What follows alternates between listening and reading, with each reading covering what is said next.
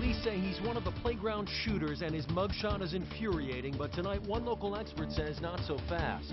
Are you concerned with the high-profile nature of this story, that there might be a rush to judgment? Absolutely. Also, a local family terrorized at gunpoint in their own home. If the kids got in the way or something, like, who knows what would have happened. And dramatic new developments tonight that may now have Scott Walker at odds with some of his closest political allies.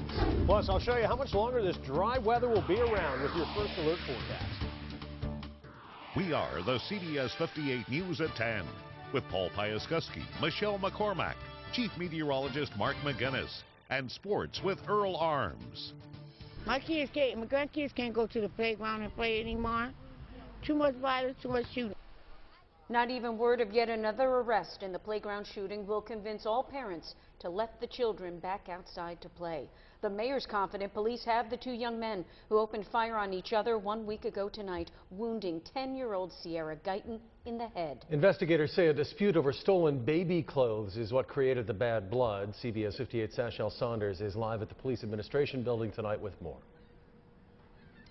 Paul, Michelle, this is 1 week to the day that shooting happened, and as I walked around Sierra's neighborhood, the children out there playing still spoke of what they saw and heard. Ironically, I saw a little boy playing with a toy gun. Now, despite those arrests, the community says they still don't feel safe. I'm scared.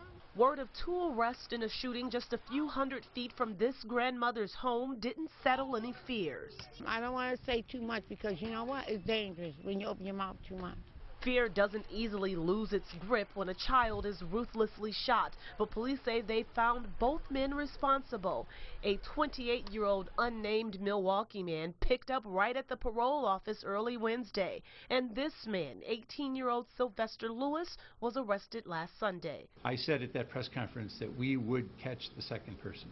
Police say 18-year-old Lewis has admitted to pulling the trigger at the Clark Street School, and his booking photo an example of his lack of respect for the law. Court records showed he'd been arrested at least 15 times. I'm going to find out exactly what happened, why that individual was released once again. A criminal complaint spells out Lewis's side. He says he was riding his bike when he approached 5 guys at the playground. One man accused him of, quote, stealing his baby mama's kids' clothes. He says another guy pulled out a gun and started shooting. Lewis says he shot back, emptying his gun with no care of the children standing nearby. They need to stop and think. A witness says she spotted Lewis's gun when he'd asked her for a ride minutes earlier. After the shooting, he told police he bolted from the scene, sold the gun, changed his clothes, and hid at a family member's home. Now, 3 others were arrested when officers found Lewis for aiding a convicted felon. He is expected in court tomorrow morning. That 28-year-old police have not yet released any other information about him. We are live at the Police Administration Building. Sashel Saunders, CBS 58 News. Sashel, thank you. A veteran criminal defense attorney speaking out on the juvenile system that, according to the chief and the mayor, encountered the 18-year-old suspect multiple times. Trial lawyer Alex Flynn told me the notion of soft judges letting this guy roam the streets is a myth. By law, a juvenile offense is not a criminal act. The law, we as a culture, as a society, have recognized young people make mistakes. Now, if someone goes through the system repeatedly, those flags get bigger and redder as things go through. There should be a need for more supervision and more juvenile attention. But if the system is too overburdened with all the other cases it has to take care of, then someone like that could fall through the cracks. Are you concerned with the high-profile nature of this story, that there might be a rush to judgment? Absolutely. There is a whiff of round up the usual suspects component to this case. There are eyewitnesses. They will be brought to court and they will be inquired as to what their observations were to make sure they're accurate. But Flynn is not representing either man in this case. You can watch the entire interview on CBS58.com. They were the closest of allies during the recall 2 years ago, but now the Wisconsin Club for Growth is reportedly trying to block settlement talks between Governor Scott Walker and John Doe investigators. We told you at 5 how the Wall Street Journal and the Associated Press were both reporting that talks were underway between the governor's attorney and John Doe prosecutors who've been looking into the possibility of illegal coordination between the Walker campaign and conservative groups like the Club for Growth. Now the Milwaukee Journal-Sentinel is reporting that the club has written prosecutors warning them not to take part in talks because that would violate a recent order from a federal judge to halt the probe altogether. JS Online also now reporting that prosecutors in turn have reached out to the judge to find out if that's really the case. Bottom line here, the initial reports about settlement talks appear to be true, and Scott Walker appears to be paying the price politically. In a written statement, the attorney representing the Club for Growth says, quote, while the club fights for its First Amendment rights, the Walker campaign apparently seeks to negotiate a settlement with prosecutors that will keep the issue out of the spotlight. And in an editorial that posted late last night, the Wall Street Journal says, quote, Mr. Walker has to decide whose side he's on, his own or the larger principles he claims to represent. The governor himself is refusing to comment, citing the secrecy order covering the John Doe. Well, he copped a plea but won't say why he helped steal a rare violin. Plead guilty, sir. Do you have anything to say? 36-year-old Universal Allah refusing to answer questions after pleading guilty to one count of felony robbery. In exchange, a drug charge was dropped. Back in February, MSO concertmaster Frank Almond was tasered. His prized instrument was taken.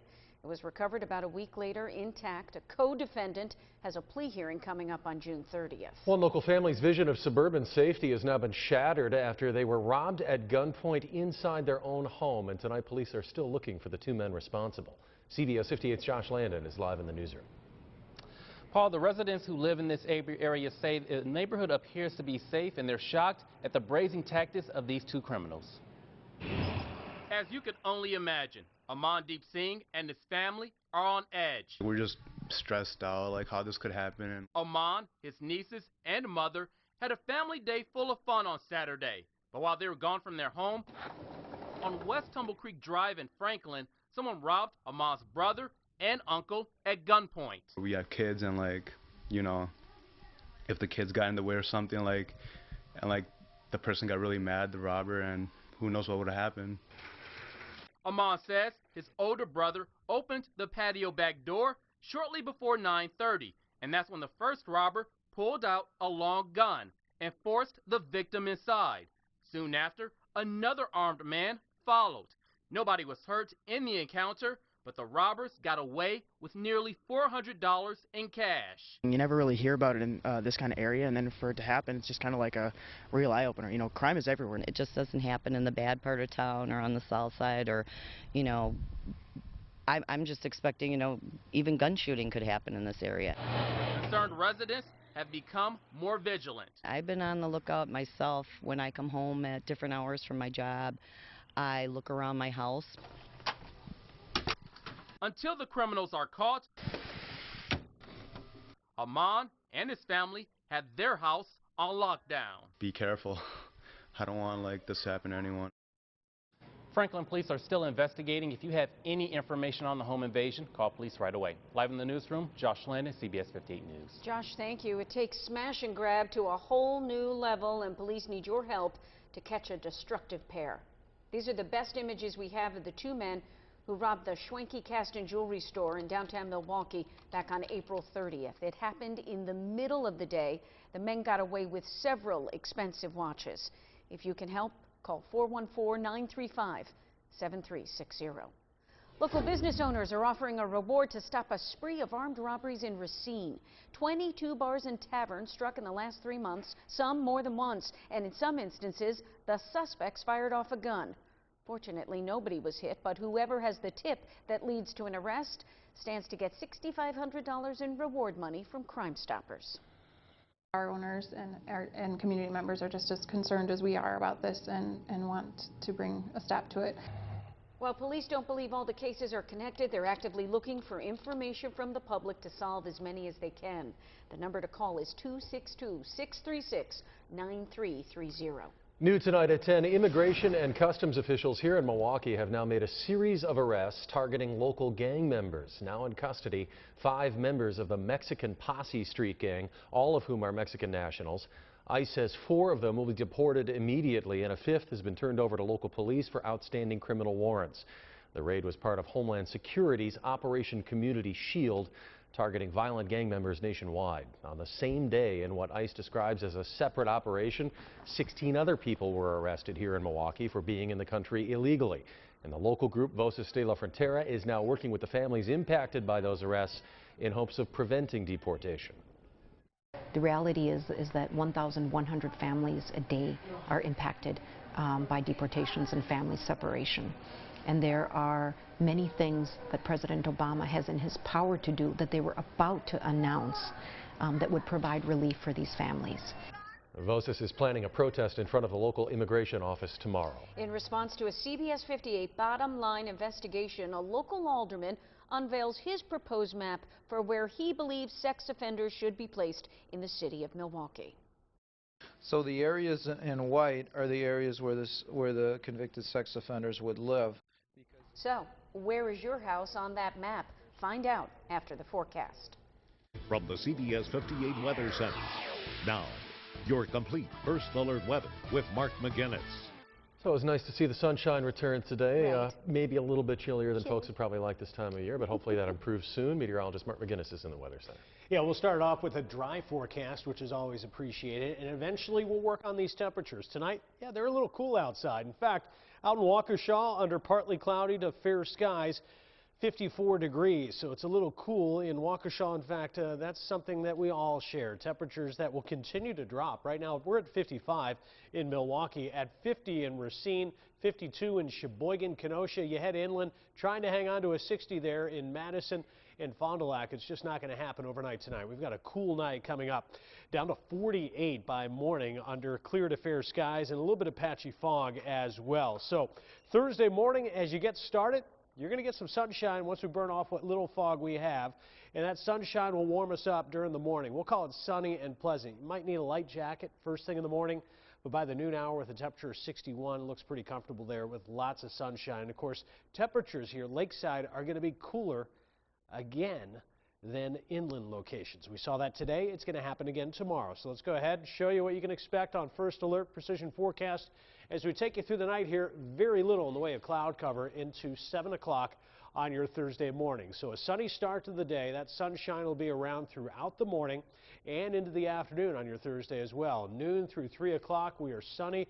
Quite enjoyable. Winds, though, tomorrow are out of the northeast, and as I mentioned, that's going to set up for cooler lakeside, warmer inland. Here's a snapshot at 3 o'clock, and you'll see lakeside, a little bit of green. That's temperatures will be in the 50s, say within the first few blocks or a couple hundred yards of the lakefront. 61 in Milwaukee, 70 in Waukesha, 74 in Watertown. So you can see that gradient, a good, say, 15 to almost 20 degrees in some locations as you go from east to west. Your First Alert forecast for Thursday, sunny here in Milwaukee, cool, 63 degrees, the forecast high. And as I just showed you, low to mid 70s inland for tomorrow afternoon. Friday, sunny and lakeside, 67 degrees. It'll be in the upper 70s inland on Friday. 72 and mostly sunny on Saturday. That'll be another day where it'll be quite a bit warmer inland on Saturday with mostly sunny skies. Sunday, everybody warms up. 81 the forecast high. Look for scattered showers there on June 1st, and it looks like June 2nd, June 3rd, and June 4th with high temperatures in the mid-70s. She is the type of person that just sends chills through your heart and through your soul. Still ahead, Southeast Wisconsin reflects on civil rights activist and poet Maya Angelou. A police captain with a spotless record allegedly hiding thousands of dirty secrets. It's disgusting. I can't believe that. And first day for Packers OTAs. So why is A.J. Hawk on a fighter jet? When the CBS 58 News at 10 returns.